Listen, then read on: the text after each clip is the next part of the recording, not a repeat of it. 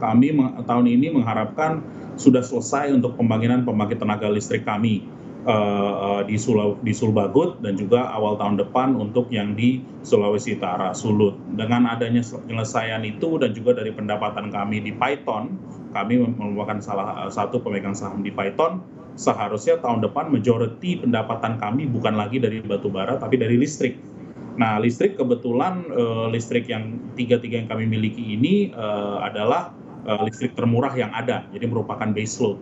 Jadi seharusnya cukup stabil dari pendapatan. Jadi untuk tahun ini kami akan mengalami most likely ada penurunan dari sisi pendapatan di batu bara, tapi akan banyak disupport dari pendapatan di industri listrik. Jadi kami merasa secara base load untuk Indonesia demand listrik masih cukup baik, tapi untuk dari sisi produksi harga batu bara karena itu menyangkut harga internasional, tentu penekanan itu sekarang sudah ada. Tapi kami mengharapkan second half ini kalau Cina betul baik dibandingkan yang lain, itu akan bisa menaikkan harga. Oke, jadi akan ada shifting sumber pendapatan untuk Toba Bara Sejahtera sendiri. Kalau kita lihat ini angka capex dari Toba Bara Sejahtera untuk tahun ini 160 juta USD, ini semuanya untuk pembangunan PLTU yang tadi Anda sebutkan, Sulbagut 1 dan Sulut 3. Betul. Apakah ada perubahan karena perkembangan situasi terakhir akibat pandemi COVID-19? Ya, kalau untuk angka itu sudah kita budgetkan, dananya pun sudah ada. Jadi kita akan terus, memang kalau bisa dibilang kalaupun ada kendala memang soal logistik barang dan logistik manusia, dan kami bekerja sama keras dengan pemerintah setempat dan pemerintah nasional, karena kebetulan proyek yang kami lakukan ini untuk Sulawesi mungkin bisa dibilang salah satu proyek paling besar buat daerah sana. Jadi ini juga sangat penting. Kami tidak ingin ada banyak delay di proyek-proyek kami ingin make sure ini on time, dan kebetulan ini adalah sumber energi listrik yang paling murah untuk daerah.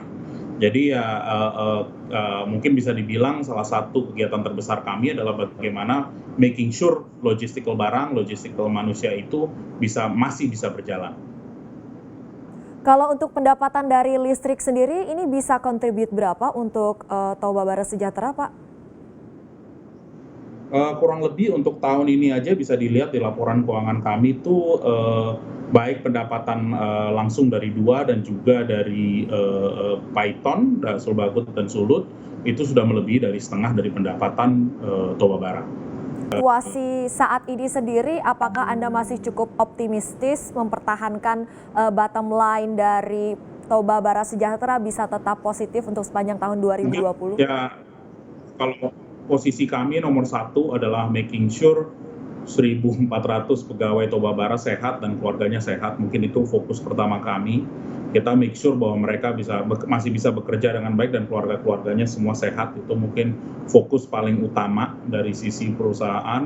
Kedua, mereka kalau misalnya bekerja bisa bekerja dengan aman, dan itu nomor dua. Baru ketiga, dari sisi sustainability. Alhamdulillah kita per hari ini merasa cukup baik dari sisi keuangan dan juga dari sisi perseroan. Dan juga support dari semua stakeholder pun juga cukup baik. Nah, jadi untuk dari sisi net income ya kami pikirkan, tapi mungkin 2 poin pertama adalah fokus dari perseroan.